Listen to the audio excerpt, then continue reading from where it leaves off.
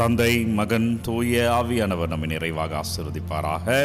ஆமேன். பிரியமான அன்பு இறைவர்களே, இன்றைக்கு இறைவார்த்தை தருகிறேன். வெள்ளிக்கிழமை குறிப்பாய் குழந்தைகளுக்கான நாள். உங்கள் வீட்டில் உள்ள குழந்தைகளை எல்லாம் இந்த ஆராதனை பண்ணித்து ஒப்பு கொடுத்து ஜெபியுங்கள். எசையா புத்தகம் 51வது அதிகாரம் 12வது வார்த்தை. 51 ஐசாயா verses 12. உங்களுக்கு ஆறுதல் வழங்குபவர் நானே. ஆறுதல் ஒன்று கிடைக்கணும், அது ஆண்டவரால் மட்டும்தான் அன்பர்களே. இல்லை ஃபாதர், நான் ஆறுதலாக தான் இருக்கிறேன், அது நிரந்தரமற்றது. ஒரு நாள் அது நம்மை விட்டு போகலாம், நம்ம நினையாத நேரத்தில் அது நமக்கு நடக்கலாம். ஆறுதல் ஒன்று நடக்க போதுன்னா அது கடவுளால் மட்டும்தான், ஆண்டவரால் மட்டும்தான். பெரியமான அன்பு இறை உறவுகளை, அதான் ஆண்டவர் சொல்கிறார், மடிந்து போகும் மனிதருக்கும் மானுடருக்கும் நீ அஞ்சுவது ஏன்? மனிதரால் உருவாகுகிற பிரச்சனைகளுக்கு நீ அஞ்சுவது ஏன்? மனிதர்கள் உனக்கு எதிராக வருகிற செயல்களை கண்டு நீ அஞ்சுவது ஏன்?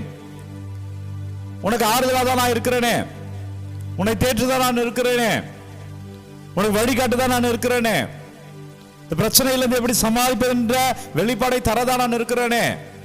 நீ ஏன் அஞ்சுக்கிட்டே இருக்க? ஏன் பயந்துகிட்டே இருக்க? இறைவார்த்தை தருகிறது, பயப்படாதே, நான் ஆறுதல் தருகிறேன் என்கிறார். நன்றி அப்பா. காலையில் உண்மை துதிக்கிறோம் ஆண்டவரே. குழந்தைகளை எல்லாம் ஒப்பு கொடுத்தோமே ஆராதிக்கிறோம் ஆண்டவர். நன்றி. நீ எங்களுக்காக இருக்கிறேன் என்ற சிந்தனைக்கு நன்றி.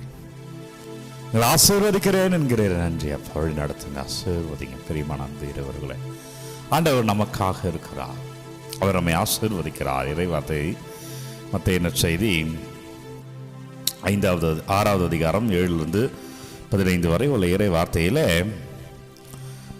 விண்ணுலகில் இருக்கிற எங்கள் தந்தையை ஜெபம் இயேசு ஜெபிக்க கற்றுத்தருகிறார். உமது ராஜ்யம் வருக. ஆண்டவருடைய அரசு என்ன? இந்த அரசு என்றால் என்ன? வருகை என்பது, இந்த அரசு என்பது என்றால் பொருளாதார நிறைவு. எங்களுக்கு தேவையான அன்றாட உணவை தந்தருளும். ஆண்டவர்கிட்ட வருகிற பொழுது நமக்கு தேவையான கிருபை, அந்த பிசினஸுக்கு தேவையான ஆசீர்வாதத்தை தராருங்க. தொழிலுக்கான ஆசீர்வாதத்தை அவர் தருகிறார். இன்றைக்கு இருக்கிற பிரச்சனைகளை சமாளிப்பதற்கான திராணியை, வழியை அவர் தருவார். அவர் திறந்து விடுவார். அதை நீங்க காணும்படி அவர் செய்வார். அடுத்தது, ஒரு உறவினுடைய வாழ்வில் உள்ள உறவினுடைய நிறைவு.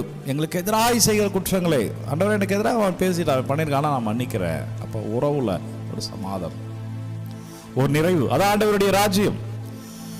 அரசு வருகை என்பது ஆண்டவர் அரசு பேர்பட்ட அரசராக இருக்கிறது.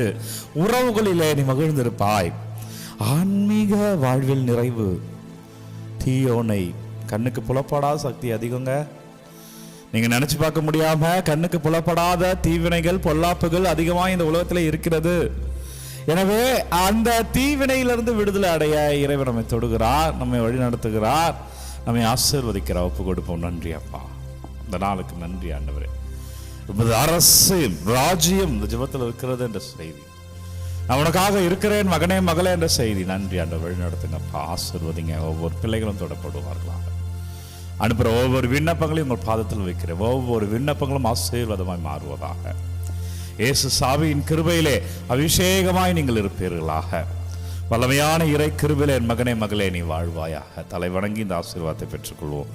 எல்லாம் வல்ல இறைவன் நம்மை தந்தை, மகன், தூய ஆவியார் நம்ம நிறைவாக ஆசீர்வதிப்பாராக. இந்த நாளும் இனிய நாளே.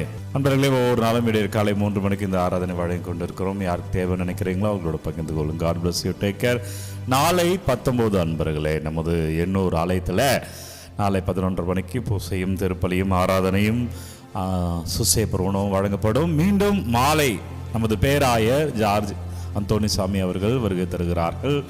எனவே ஆயர் திருப்பலியானது மாலை 6:30 மணியிலே சரியாக தொடங்குகிறது. எனவே உறுதி பூசலானது நமது ஆலயத்திலே வழங்கப்படுகிறது. அனைவரும் வாருங்கள். பிஷப்போடைய ஆசீர்வாதத்திலே, அவருடைய ஜெபத்திலே இறையர்களை பெற்றுக்கொள்ள உங்கள் அன்போடு அழைக்கிறேன். God bless you. Take care.